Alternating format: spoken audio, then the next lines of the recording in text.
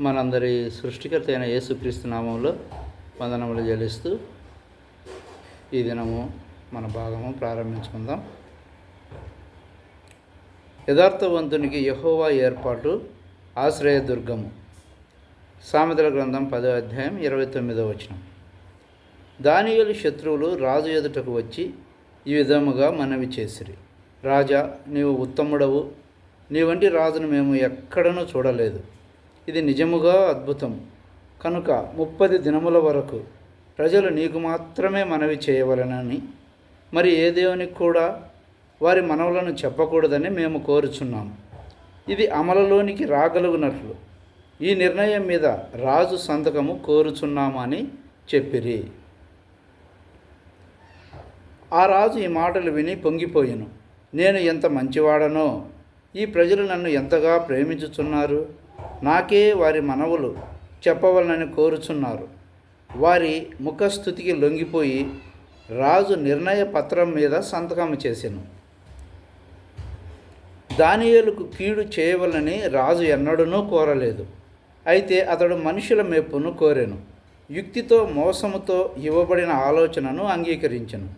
ఈ యుక్తిగల ఆలోచనకర్తలు అతనిని గ్రుడ్డివానిగా చేసిరి. ప్రస్తుతం మందు జరుగుతున్నది కూడా ఇంతే.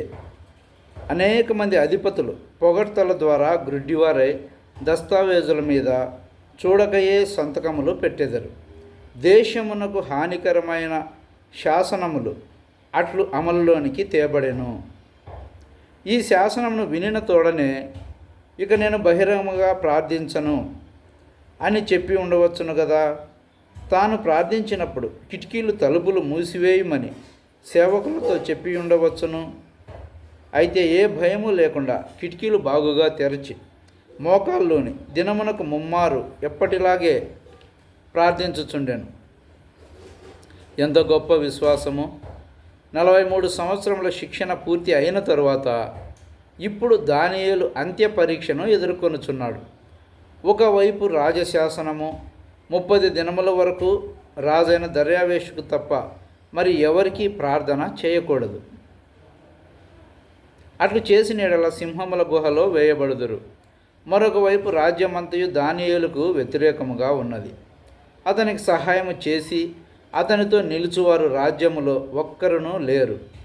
మానవ సహాయమును అతడు అర్థించలేదు. దేవుని యందు స్థిరముగా నమ్మకముంచెను. ఇంతకు పూర్వం ఎట్లు ప్రార్థించెడివాడో ఇప్పుడును అదే రీతిగా కిటికీ తలుపులు తెరచి దేవుని స్తుతించుచుండెను. జయించుటలో ఉన్న రహస్యము ఇదే. ప్రభువును స్తుతించి ఆయనకు కృతజ్ఞత చెల్లించుటకు నేర్చుకొనుము. శత్రువు నీకు విరోధంగా పని చేయుచున్నను నీ మనస్సులోనికి ఏ సందేహమును భయమును ప్రవేశింపనీయకుము.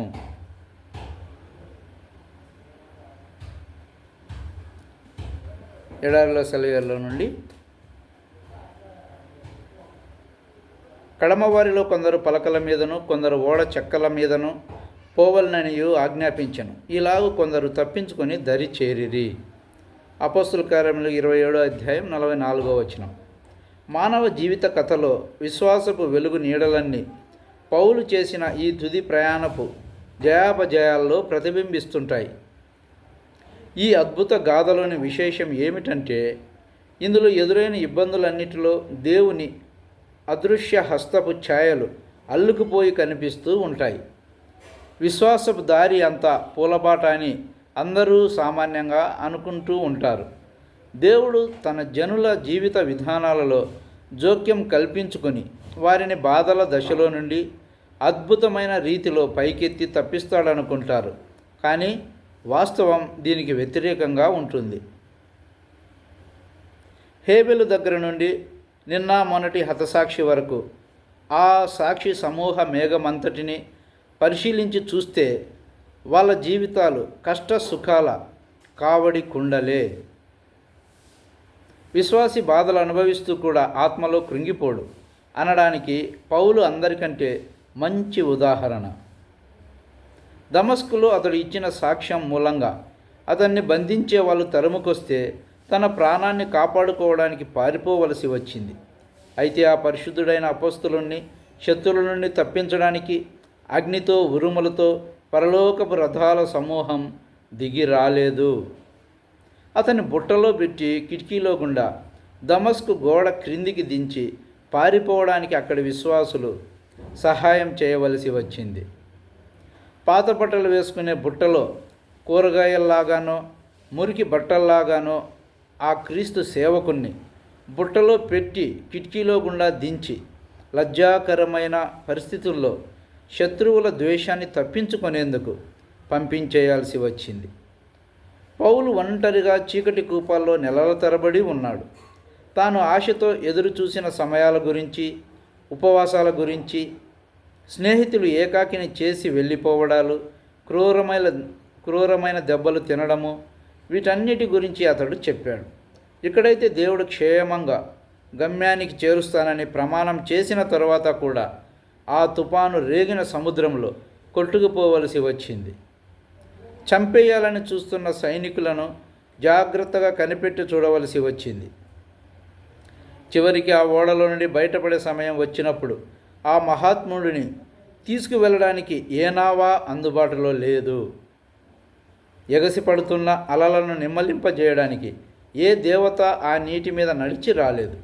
అద్భుత కార్యాలు, సూచనలు ఏమీ జరగలేదు. కానీ ఒకడు తేలుతున్న కొయ్య దొంగను, మరొకడు విరిగిపోయిన చెక్క పలకను పట్టుకుని ఒడ్డుకి చేరవలసి వచ్చింది.